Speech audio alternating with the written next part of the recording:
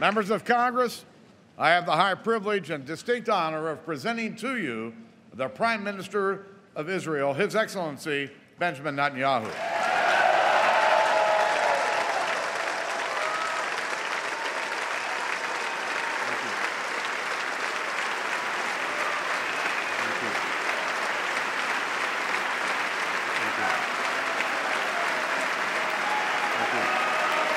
Thank you.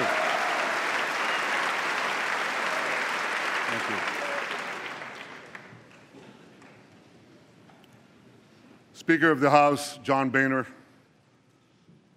President Pro Temp, Senator Orrin Hatch, Senate Majority Leader Mitch McConnell, House Minority Leader Nancy Pelosi, and House Majority Leader Kevin McCarthy. I also want to acknowledge Senator Democratic Leader Harry Reid. Harry, it's good to see you back on your feet.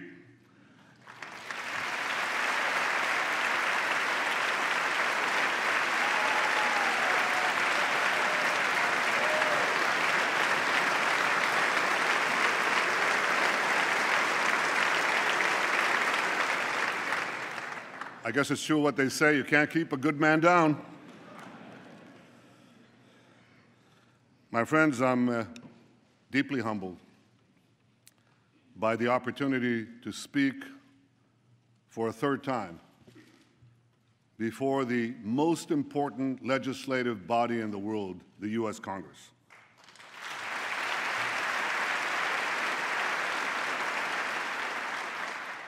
I want to thank you all for being here today.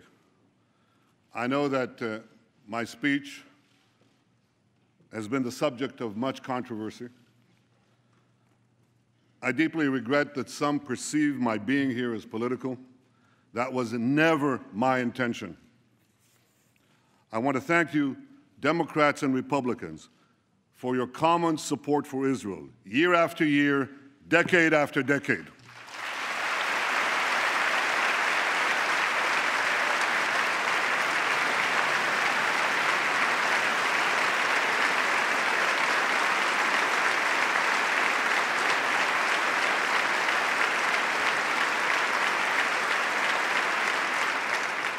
I know that no matter on which side of the aisle you sit, you stand with Israel.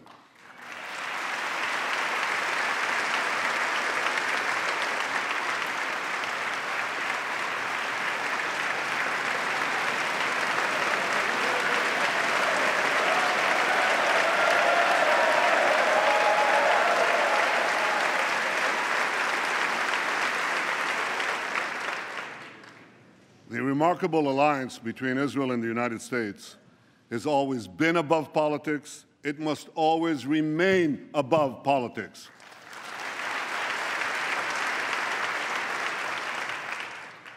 Because America and Israel, we share a common destiny, the destiny of promised lands that cherish freedom and offer hope.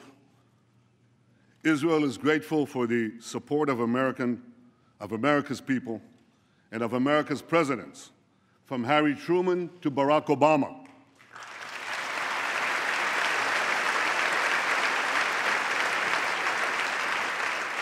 We appreciate all that President Obama has done for Israel. Now, some of that is widely known.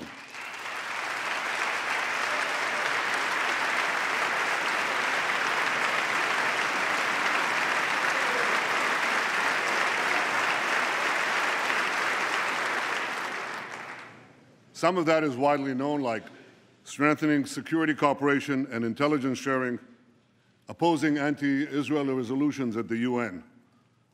Some of what the President has done for Israel is less well known. I called him in 2010 when we had the Carmel forest fire, and he immediately agreed to respond to my request for urgent aid. In 2011, we had our embassy in Cairo under siege, and again, he provided vital assistance at the crucial moment. Or his support for more missile interceptors during our operation last summer when we took on Hamas terrorists.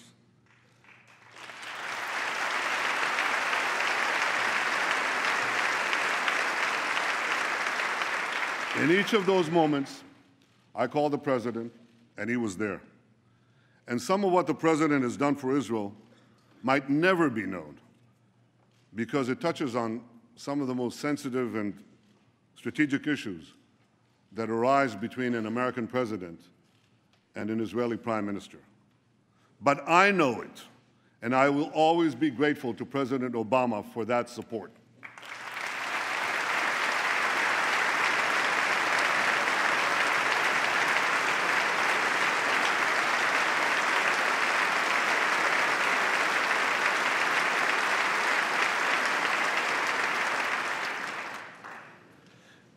And Israel is grateful to you, the American Congress, for your support, for supporting us in so many ways, especially in generous military assistance and missile defense, including Iron Dome.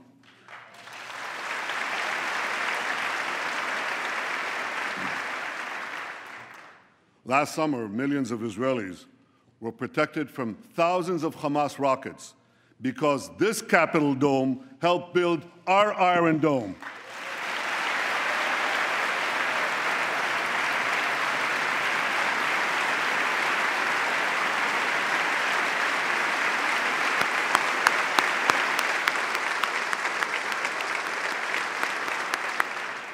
Thank you, America. Thank you for everything you've done for Israel. My friends, I've come here today because as Prime Minister of Israel, I feel a profound obligation to speak to you about an issue that could well threaten the survival of my country and the future of my people: Iran's quest for nuclear weapons. We're an ancient people. In our nearly 4,000 years of history, many have tried repeatedly to destroy the Jewish people. Tomorrow night, on the Jewish holiday of Purim, we'll read the book of Esther. We'll read of a powerful Persian viceroy named Aman, who plotted to destroy the Jewish people some 2,500 years ago. But a courageous Jewish woman, Queen Esther, exposed the plot and gained for the Jewish people the right to defend themselves against their enemies. The plot was foiled. Our people were saved.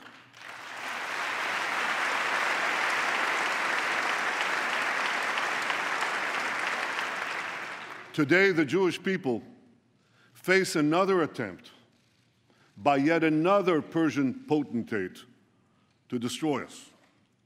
Iran's supreme leader, Ayatollah Khamenei, Iran's supreme leader, Ayatollah Khamenei, spews the oldest hatred of anti-Semitism with the newest technology. He tweets that Israel must be annihilated. He tweets. You know, in Iran, there isn't exactly free internet. But he tweets in English that Israel must be destroyed.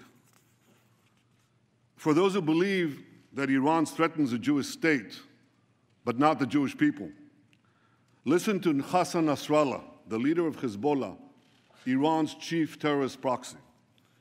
He said, "If all the Jews gather in Israel, it will save us the trouble of chasing them down around the world." But Iran's regime is not merely a Jewish problem, any more than the Nazi regime was merely a Jewish problem. The 6 million Jews murdered by the Nazis were but a fraction of the 60 million people killed in World War II. So too, Iran's regime poses a grave threat, not only to Israel, but also to the peace of the entire world. To understand just how dangerous Iran would be with nuclear weapons, we must fully understand the nature of the regime. The people of Iran are very talented people. They're heirs to one of the world's great civilizations. But in 1979, they were hijacked by religious zealots who imposed on them immediately a dark and brutal dictatorship. That year, the Zealots drafted a constitution, a new one for Iran.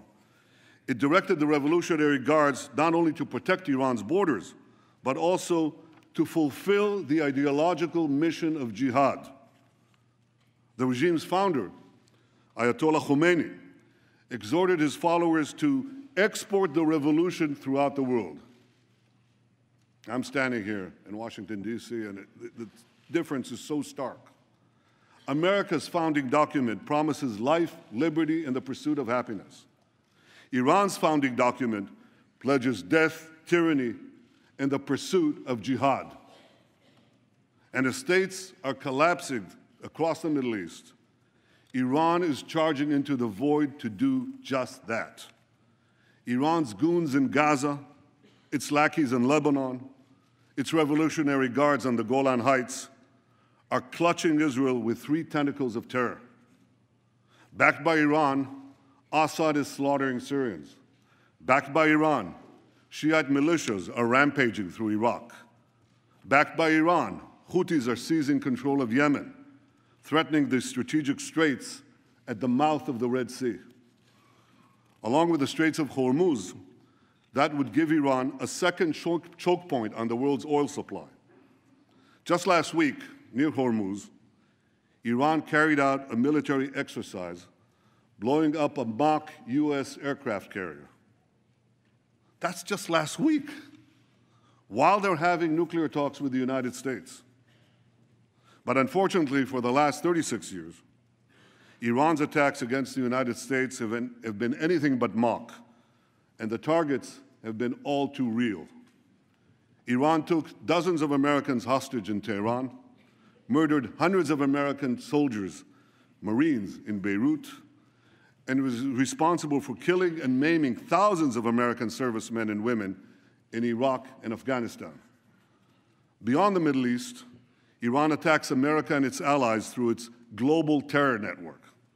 It blew up the Jewish Community Center and the Israeli embassy in Buenos Aires. It helped al-Qaeda bomb U.S. embassies in Africa. It even attempted to assassinate the Saudi ambassador right here in Washington, D.C. In the Middle East, Iran now dominates 4 Arab capitals: Baghdad, Damascus, Beirut, and Sana'a. And if Iran's aggression is left unchecked, more will surely follow.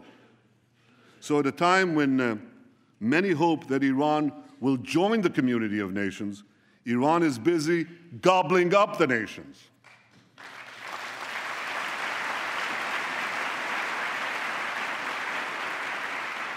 We must all stand together to stop Iran's march of conquest, subjugation, and terror.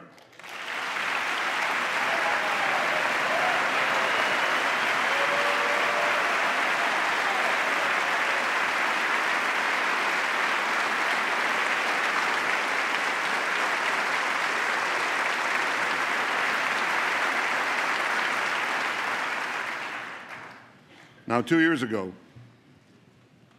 we were told to give President Rouhani and Foreign Minister Zarif a chance to bring change and moderation to Iran. Some change, some moderation. Rouhani's government hangs gays, persecutes Christians, jails journalists, and executes even more prisoners than before. Last year, the same Zarif who charms Western diplomats laid a wreath at the grave of Imad Murnia. Imad Murnia is the terrorist mastermind who spilled more American blood than any other terrorist besides Osama bin Laden. I'd like to see someone ask him a question about that. Iran's regime is as radical as ever. Its cries of death to America, that same America that it calls the Great Satan, as loud as ever. Now, this shouldn't be surprising, because the ideology of Iran's revolutionary regime is deeply rooted in militant Islam. And that's why this regime will always be an enemy of America.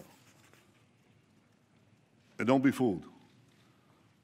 The battle between Iran and ISIS doesn't turn Iran into a friend of America. Iran and ISIS are competing for the crown of militant Islam. One calls itself the Islamic Republic, the other calls itself the Islamic State. Both want to impose a militant Islamic empire, first on the region and then on the entire world. They just disagree among themselves who will be the ruler of that empire. In this deadly Game of Thrones, there's no place for America or for Israel, no peace for Christians, Jews, or Muslims who don't share the Islamist medieval creed, no rights for women, no freedom for anyone. So when it comes to Iran and ISIS, the enemy of your enemy is your enemy.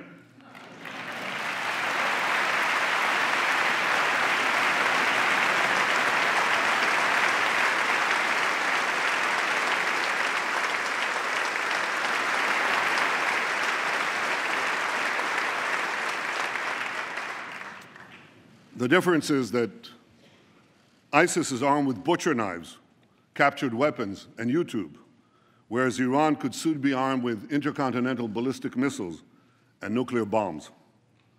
We must always remember, I'll say it one more time, the greatest danger facing our world is the marriage of militant Islam with nuclear weapons. To defeat ISIS and let Iran get nuclear weapons would be to win the battle but lose the war. We can't let that happen.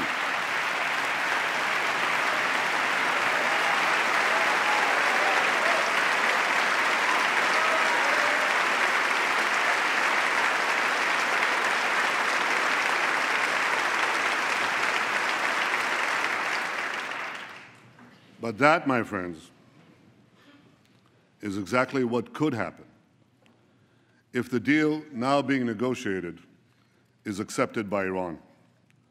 That deal will not prevent Iran from developing nuclear weapons.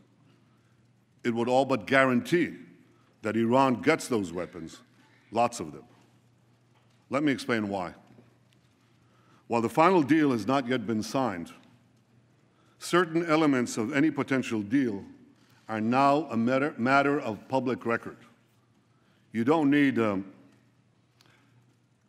intelligence agencies and secret information to know this. You can Google it.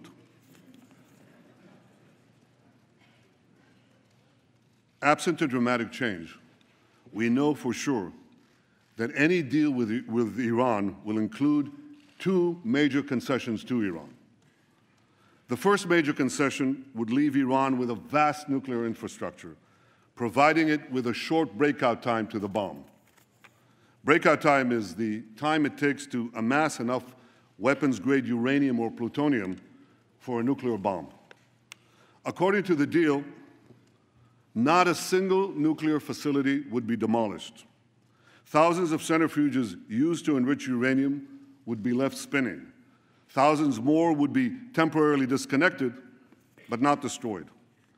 Because Iran's nuclear program would be left largely intact, Iran's breakout time would be very short, about a year by US assessment, even shorter by Israel's. And if Iran's work on advanced centrifuges, faster and faster centrifuges, is not stopped, that breakout time could still be shorter, a lot shorter.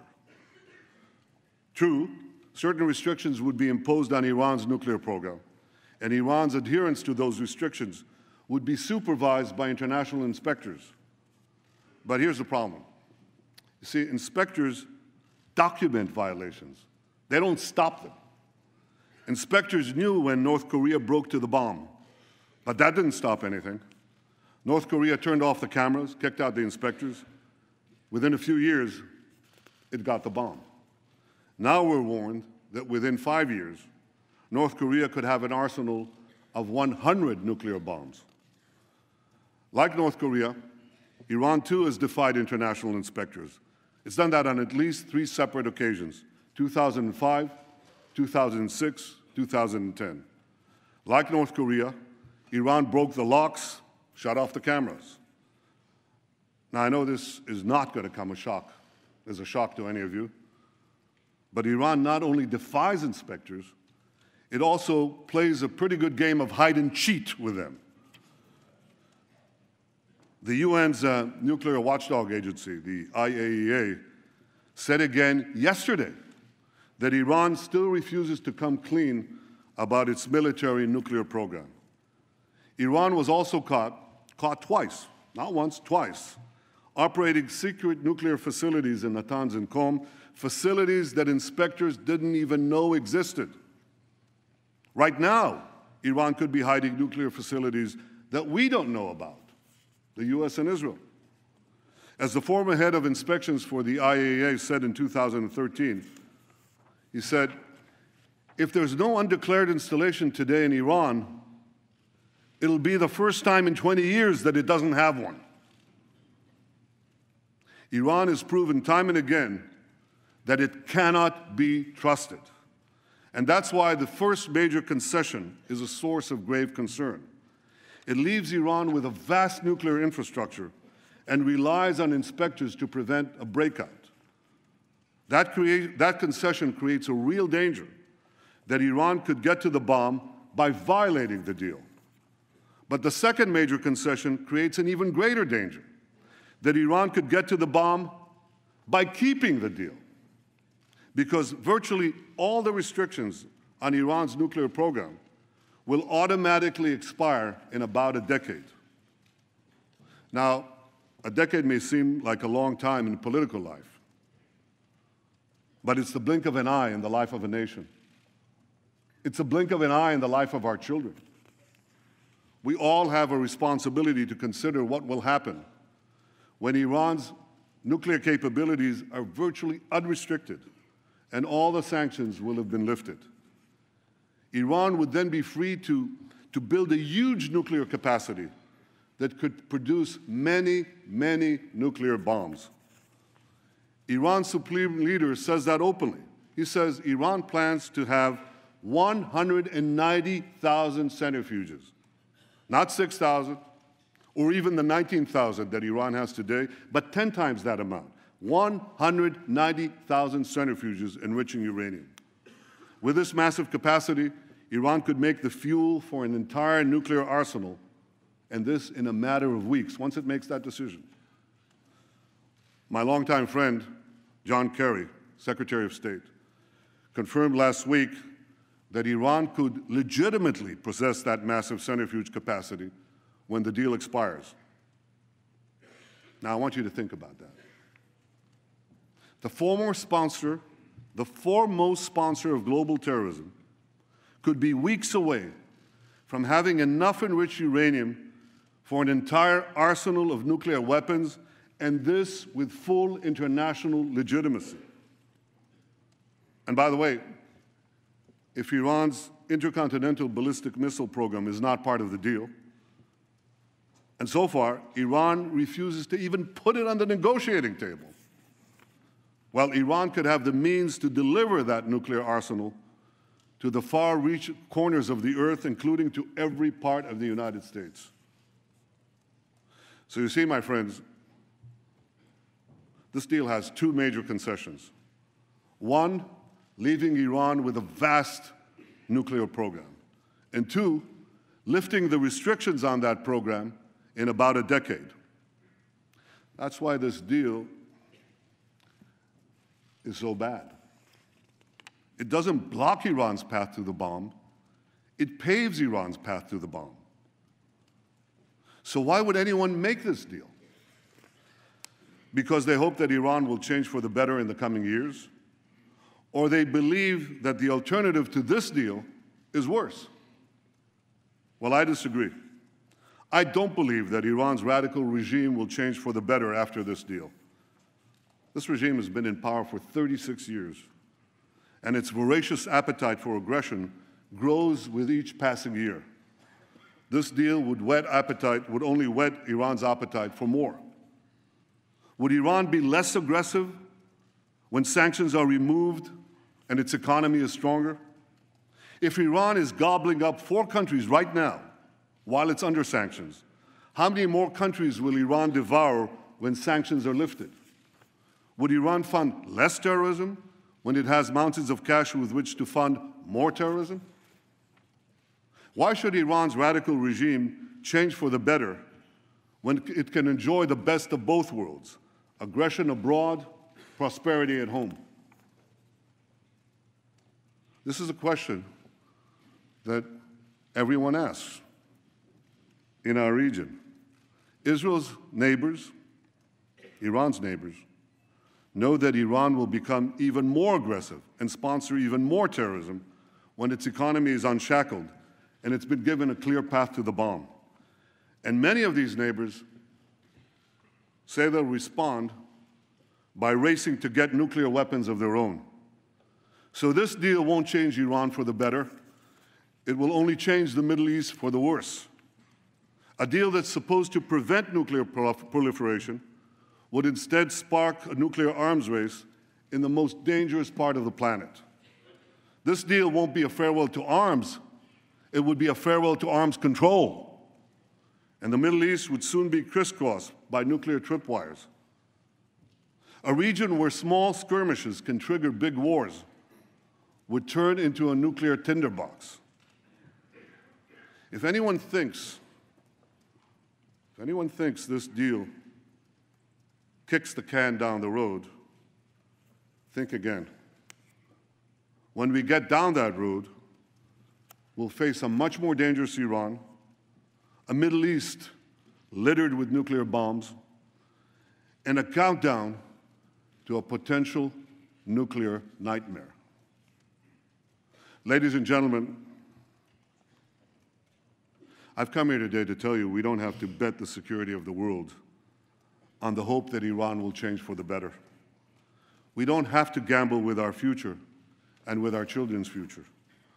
We can insist that restrictions on Iran's nuclear program not be lifted for as long as Iran continues its aggression in the region and in the world.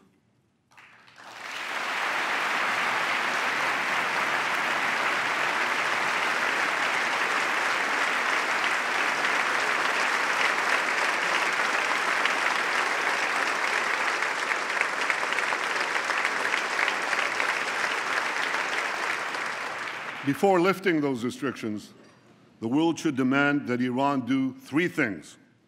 First, stop its aggression against its neighbors in the Middle East. Second,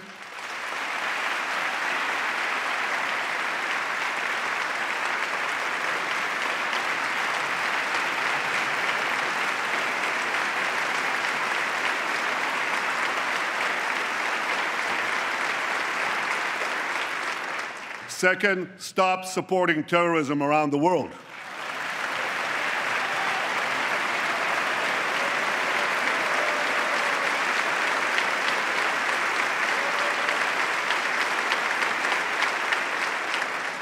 And third, stop threatening to annihilate my country, Israel, the one and only Jewish state.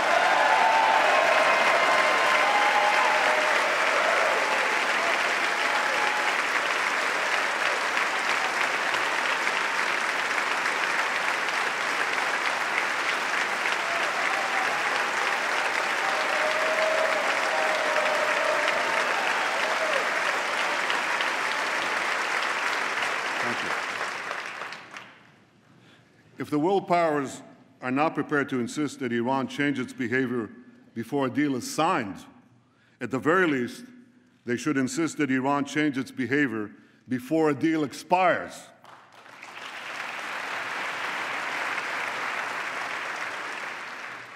If Iran changes its behavior, the restrictions would be lifted. If Iran doesn't change its behavior, the restrictions should not be lifted.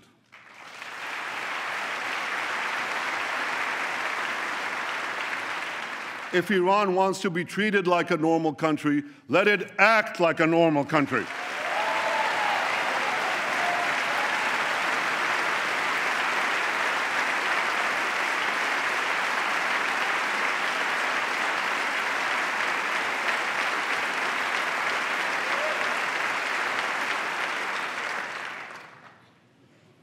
My friends, what about the argument that there is no alternative to this deal? That Iran's nuclear know-how cannot be erased, that its nuclear program is so advanced that the best we can do is delay the inevitable, which is essentially what the proposed deal seeks to do. Well, nuclear know-how without nuclear infrastructure doesn't get you very much. A race car driver without a car can't drive. A pilot without a plane can't fly. Without thousands of centrifuges, tons of enriched uranium, or heavy water facilities, Iran can't make nuclear weapons.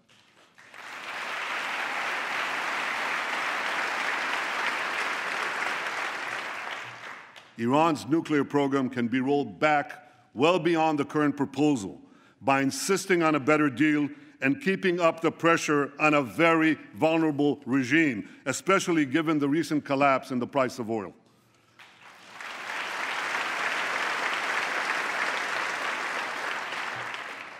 Now, if Iran threatens to walk away from the table, and this often happens in a Persian bazaar, call their bluff. They'll be back because they need the deal a lot more than you do.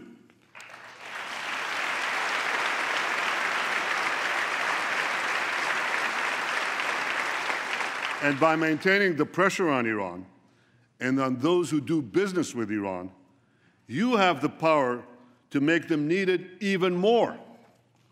My friends, for over a year, we've been told that no deal is better than a bad deal. Well, this is a bad deal. It's a very bad deal. We're better off without it.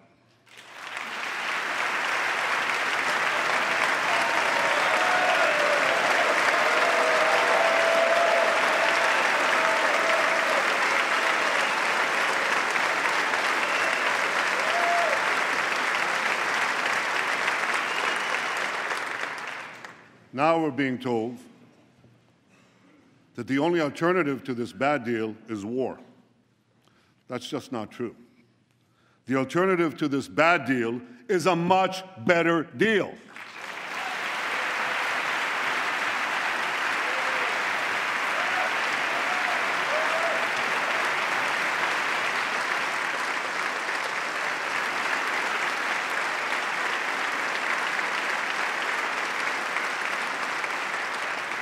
A better deal that doesn't leave Iran with a vast nuclear infrastructure and such a short breakout time. A better deal that keeps the restrictions on Iran's nuclear program in place until Iran's aggression ends.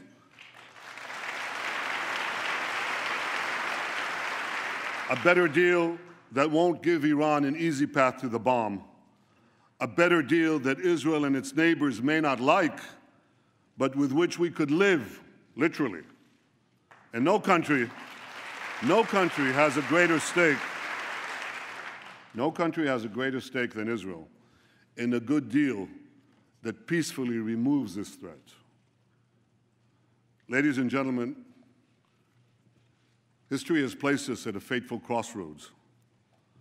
We must now choose between two paths. One path leads to a bad deal that will at best curtail Iran's nuclear ambitions for a while, but it will inexorably lead to a nuclear-armed Iran whose unbridled aggression will inevitably lead to war.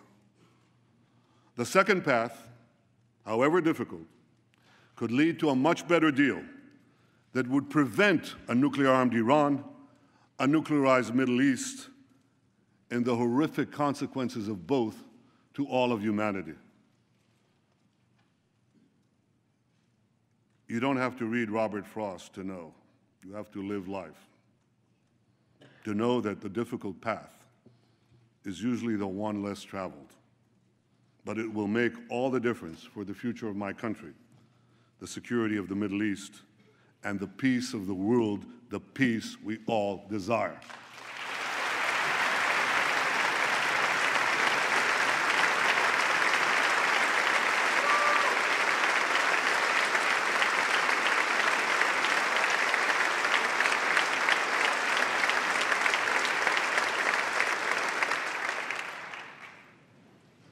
My friends, standing up to Iran is not easy. Standing up to dark and murderous regimes never is. With us today is Holocaust survivor and Nobel Prize winner, Elie Wiesel.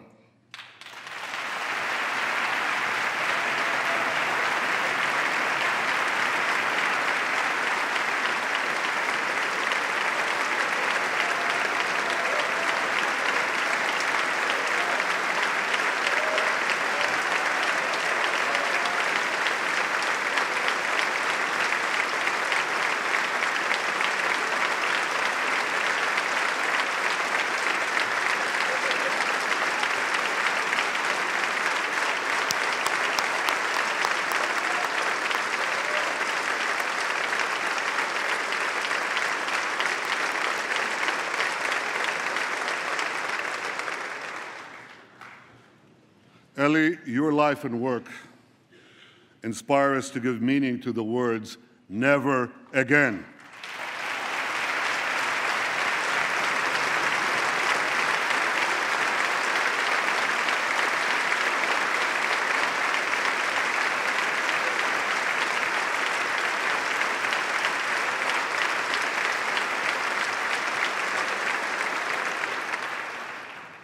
And I wish I could promise you, Elie, that the lessons of history have been learned.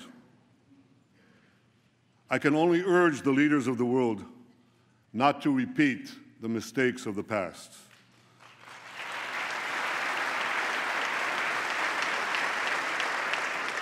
Not to sacrifice the future for the present, not to ignore aggression in the hopes of gaining an illusory peace. But I can guarantee you this: the days when the Jewish people remained passive in the face of genocidal enemies, those days are over.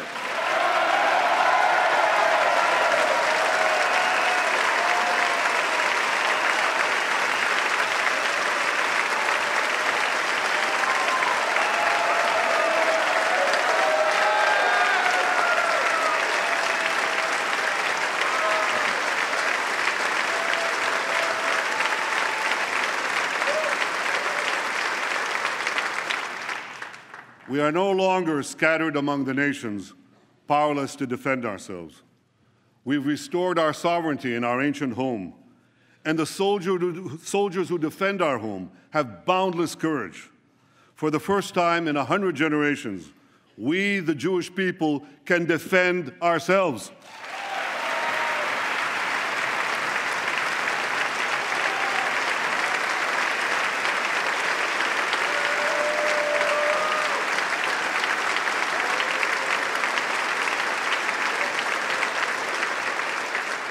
This is why, as Prime Minister of Israel, I can promise you one more thing. Even if Israel has to stand alone, Israel will stand.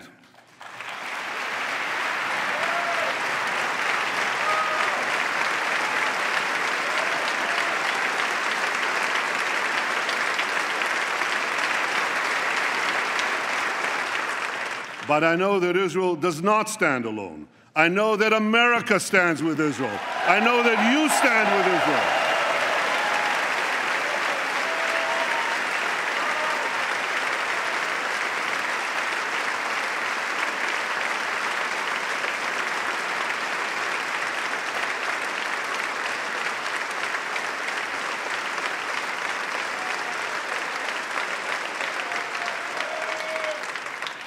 You stand with Israel because you know that the story of Israel is not only the story of the Jewish people, but of the human spirit that refuses again and again to succumb to history's horrors.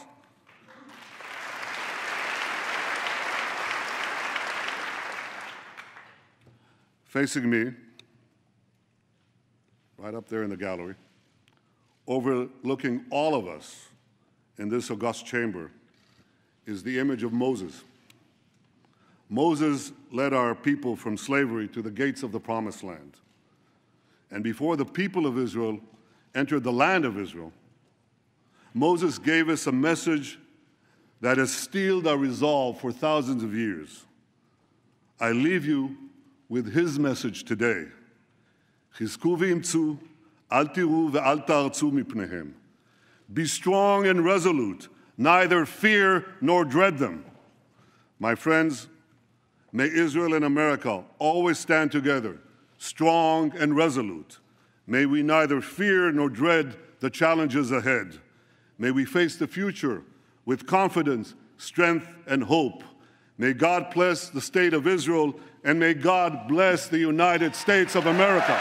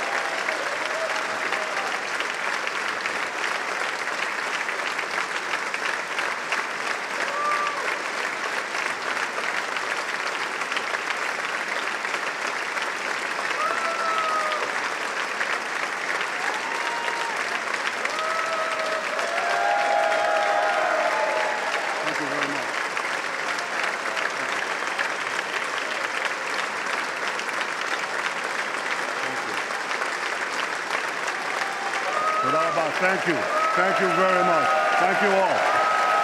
You're wonderful. Thank you, America. Thank you. Thank you.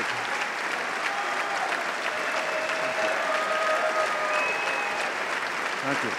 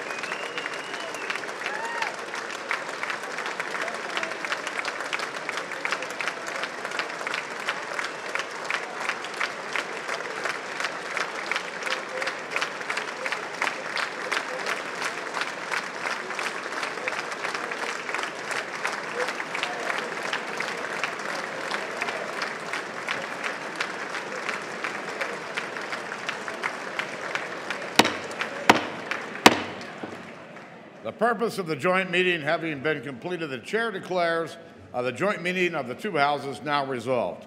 The House will continue in recess, subject to the call of the chair.